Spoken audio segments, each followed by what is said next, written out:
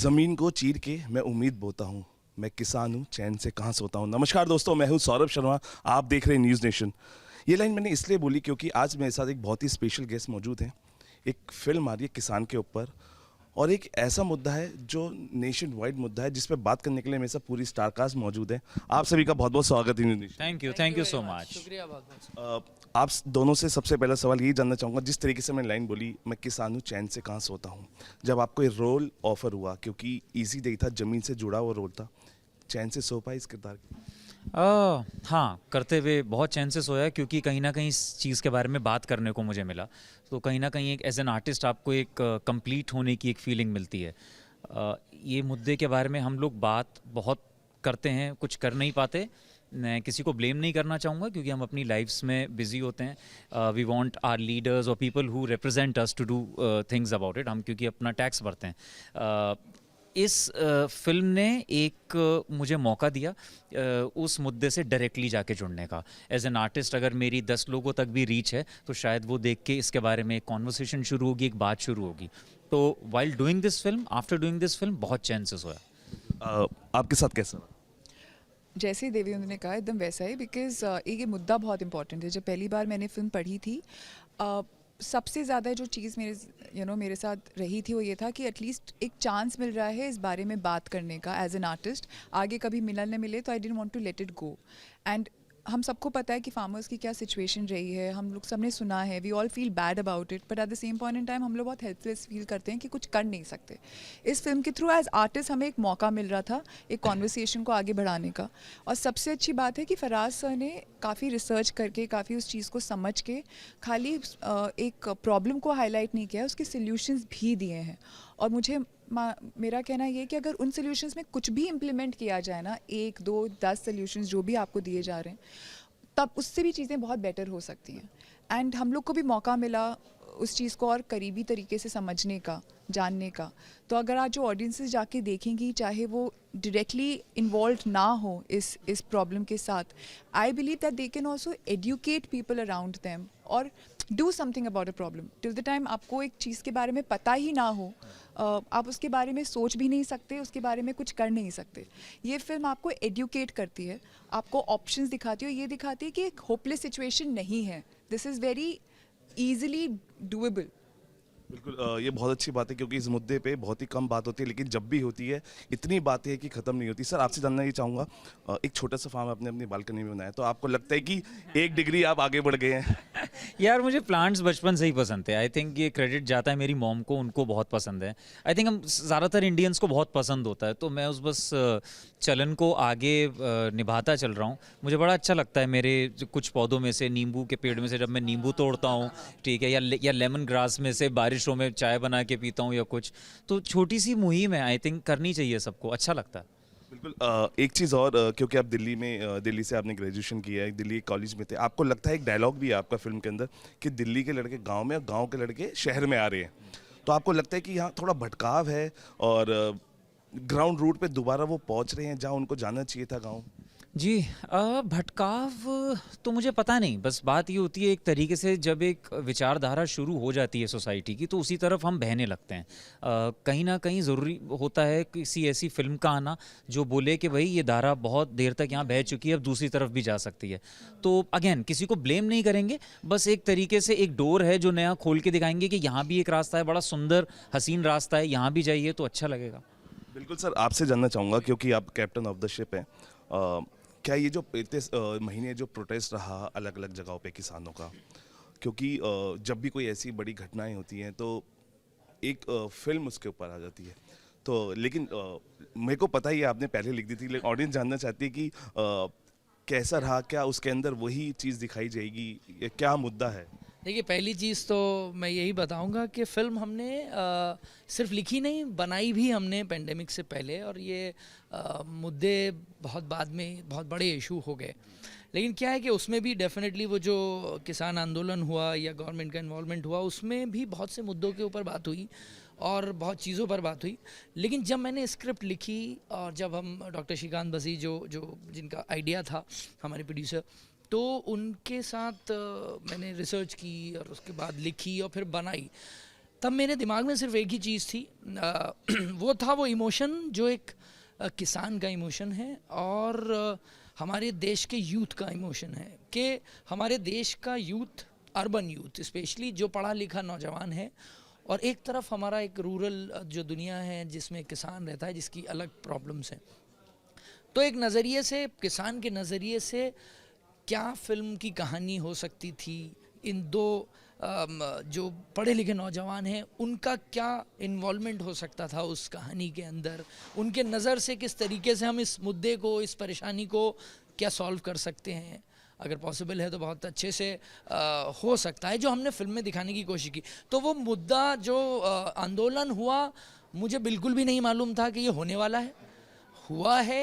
अब उसमें कितने मुद्दे और कितनी प्रॉब्लम्स मैच की हैं मेरी फिल्म से, ये मुझे भी नहीं पता है एक्चुअली, सच बताऊं। और आपको भी शायद फिल्म देखने के बाद पता चलेगा कि इसमें किस तरीके से बात की गई है। मेरा सिर्फ एक था कि जो ये इतना बड़ा प्रॉब्लम है उसको कैसे सॉल्व कर सकते हैं। जो अजय का किरदार है और उसके साथ झुमकी है और अनंत जो प्ले कर रहे हैं, समीर का किरदार, ये लोग मिलके उस प्रॉब्लम को क्या सॉल्व करते हैं, कैसे करते हैं, डेफिनेटली करते हैं, लेकिन कैसे करते हैं, that is the important thing, जो स्टोरी का पार्ट है। बहुत ही एंटरटेनिंग वे में शुरू करके हम एक सीरियस मुद्दे को एड्रेस कर रहे हैं। और हम ये बात कर रहे थे फराज कि it's almost like divine intervention, कि हमारी फिल्म ने फार्मर्स के बारे में बात करनी शुरू हुई, उसके बारे में इतनी बड़ी मुहिम छिड़ गई। तो कहीं ना कहीं एक अपने को एक भगवान का दिया हुआ एक वो था कि भाई इसे OTT पे मत लाओ, इसे सिनेमा घरों में दिखाओ ताकि लोग जाके देखें। भाई आपसे एक भी जानना चाहूँगा, क्योंकि शहर में ना बहुत सारे कोर्सेज होते हैं जिसको करके आप एक्सपर्टीज़ हो जाते हैं। गांव के अंदर कुछ ऐसी चीज़ें हैं जिसके लिए ना कोई कोर्स है, जैसे ट्रैक्टर चलाना है, दूध निकालना है गाय का। आप किस चीज़ में एक्सपर्टीज़ बन के आए हैं? यार हाँ, कुछ जैक ऑफ ऑल ट्रेड्स मतलब वाली बात है। बड़ा मज़ा आया ट्रैक्टर चला के भी, रियलाइज़ हुआ कि उतना मुश्किल नहीं है, ऑल्दो शॉर्ट के लिए चलाना था शायद इसलिए मुश्किल नहीं था। और भैंस का दूध कैसे निकाल, यार पता है बात ये है कि वो उन विलेजर्स के साथ रह के उनसे बात करना, उनकी बात समझना अपने आप में सबसे बड़ी चीज़ थी, कि उनको अपनी बात हम समझा पा रहे थे और उनकी बात हम समझ पा रहे थे। ये जो गैप है ना, वो गैप मिटा इस फिल्म से। उनके सामने परफॉर्म करना ऐसा लगता था कि थिएटर हो रहा है, वो बैठ के देखते थे ऐसे कि हाँ शूटिंग हो रही है। और सबसे अच्छी बात थी, इन्वॉल्वमेंट इतनी है क्योंकि उन्हीं के बारे में बात हो रही है, तो उनको और ज़्यादा इंटरेस्ट आ रहा है उसके बारे में। It was we were fortunate enough that we could do something like that for them. अच्छा, कभी ऐसा इंसिडेंट हुआ कि अब तो हीरो आ गए, हमारी फिल्म बन रही है और प्रॉब्लम्स वाले जो होते हैं कि हमारी कोई सुन नहीं रहा, आप तो सुनिए, आप हमारी प्रॉब्लम पहुंचाइए सरकार तक, क्योंकि ऐसे बहुत लोग होते हैं और आ जाते हैं। कोई ऐसी एक प्रॉब्लम जो आपने सुनी हो और टचिंग बहुत आपको टच कर गई हो कि यार ऐसा भी हो रहा है और ऐसे ज़रूर इसको आगे ले जाना चाहिए? यार सोशल मीडिया पे मिलते हैं ऐसे लोग, और मैं अपनी तरफ से यही कोशिश करता हूँ, चाहे वो उन तक पहुँच ना हो पर्सनली या ट्विटर पे रीट्वीट करके अथॉरिटीज़ को टैग करना हो, तो कोशिश तो करता हूँ अपनी तरफ से, यही हम लोग कर सकते हैं। आप क्या एक्सपर्टीज़ लेके आई हैं गाँव की शूटिंग से? एज सच ऐसी तो कोई एक्सपर्टीज़ लेकर नहीं आई हूँ, टू बी वेरी ऑनेस्ट। पर जैसे देवेंदु ने कहा कि उनके साथ इंटरेक्ट करना, उनकी जो उनके हाव भाव होते हैं, उनका जो नटखटपना होता है, या फिर just to capture the spirit in my heart was very very fulfilling. और एक हमारी फर्स्ट वर्ल्ड प्रॉब्लम्स हैं शहर वालों की। आज एज बतौर एक्टर कि आपको काम कितना मिल रहा है, कैसे हो रहा है, क्या चीज़ चल रही है, नहीं चल रही है, all those are are problems, not basic survival. Their problems are very rooted, those are the actual problems in life, weather oriented problems. मतलब आज उनका कुछ उसमें कंट्रोल भी नहीं है और उनका पूरा साल बदल सकता है, ज़िंदगी बदल सकती है उनकी लाइफ में। हमारी लाइफ में जो छोटे छोटे इंसिडेंट्स होते हैं वो बहुत बड़े होते हैं और काफ़ी बड़ी चीज़ें बहुत छोटी हो जाती हैं। जस्ट दैट अंडरस्टैंडिंग कि रियल लाइफ तो ये है, ये एक समझ लेकर आना ना, कि हाँ आप जिन चीज़ों से जूझ रहे हैं वो बहुत छोटी चीज़ें हैं in the bigger scope of things, and these are the people who are actually providing you the machinery to live your life. वो समझ बहुत ज़रूरी थी और बहुत इंपॉर्टेंट थी मेरे लिए। देखिए, जिस तरीके से हम इंटरव्यू कर रहे हैं और बातें सुन रहे हैं, ऐसा लग रहा है कि सच में आपको इतनी नॉलेज चाहिए, इसके लिए इतनी डेप्थ में जाना चाहिए। लेकिन मैं आपसे जानना चाहता हूँ, जब शूटिंग हो रही थी, वैनिटी वैन आपकी होती हैं शूटिंग्स के बाद, लेकिन मुझे लगता है वैनिटी वैन की जो AC की चिल्डनेस है वो सब फेल हो गई तब तक धूप में, सब जब आपने बैठ के बात की होगी लोगों से।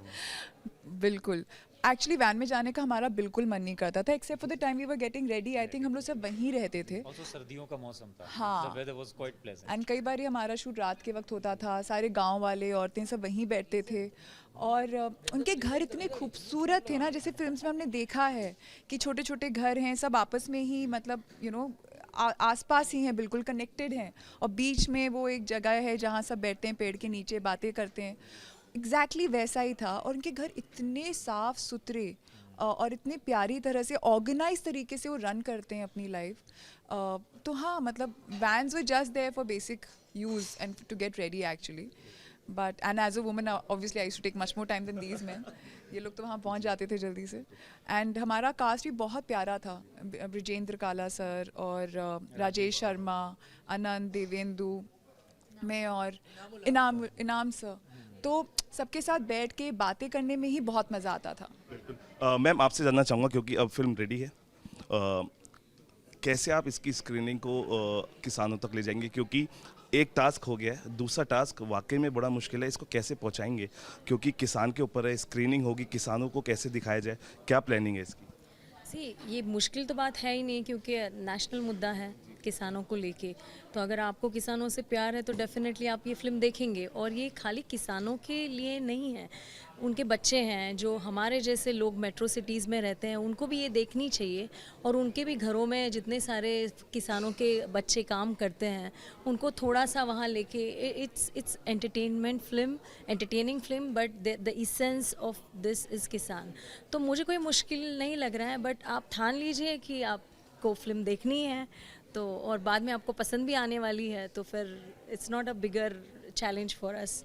एक लेमैन के लिए कहते हैं कि जब भी कोई मूवी आती है ना, टिकट बहुत महंगे। अगर इसको टैक्स फ्री के तौर पे आप किस तरीके से गवर्नमेंट के पास अप्रोच कर रहे हैं? हमारी कोशिश तो जारी है। हम लोगों ने बहुत सारे गवर्नमेंट्स से बात भी की है, और बस आप उसमें थोड़ा और सपोर्ट कर दीजिए। आप भी थोड़ा बोलिए फिल्म के बारे में और रिक्वेस्ट कीजिए गवर्नमेंट को, और टैक्स फ्री करा दीजिए। You will not repent for it. देखिए, हम बार बार ये कहते हैं कि क्योंकि हमारा भारत देश इसलिए महान है क्योंकि हमारे भारत की पहचान किसान है। हम बार बार ये बोलते हैं, और हमें सोचना भी चाहिए, क्योंकि जैसे आपको मैं प्रेस कॉन्फ्रेंस में देख रहा था, आपने कहा था रूट वही है, वहीं से सारी चीज़ें आ रही हैं। समझना बहुत ज़रूरी है।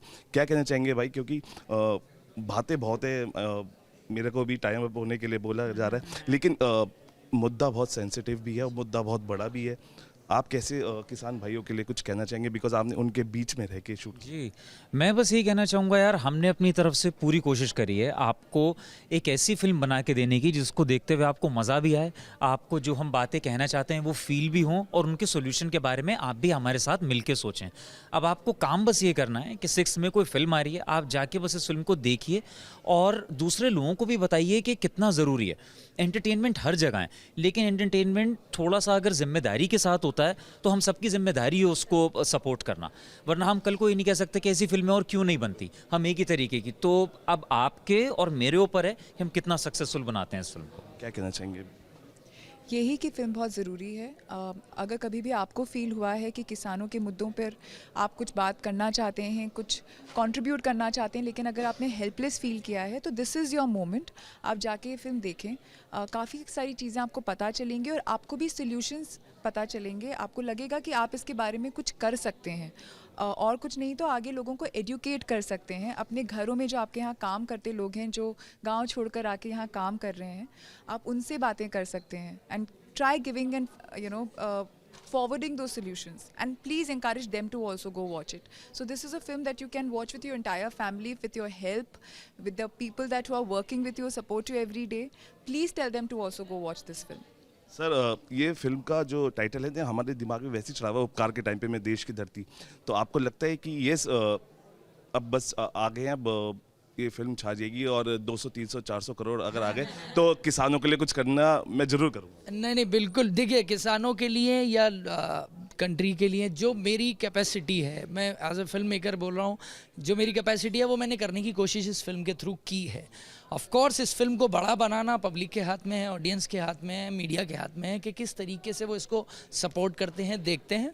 फिल्म सिर्फ इसलिए देखिए कि आपको एंटरटेनमेंट भी मिलेगा, एक बहुत बड़ा मुद्दा भी मिलेगा, जिनको कंट्रोवर्सी चाहिए शायद वो कंट्रोवर्सी भी ढूंढ लेंगे उसके अंदर, और जिनको एक सॉल्यूशन चाहिए तो वो सॉल्यूशन भी ढूंढ लेंगे इसके अंदर। तो सिर्फ कहूँगा ये कि 6 तारीख को, 6 मई को आप सभी लोग सिनेमा हॉल में जाएं और ये फिल्म देखें। बहुत मेहनत से, इमोशनल होकर, एंटरटेन होकर ये फिल्म बनाई है।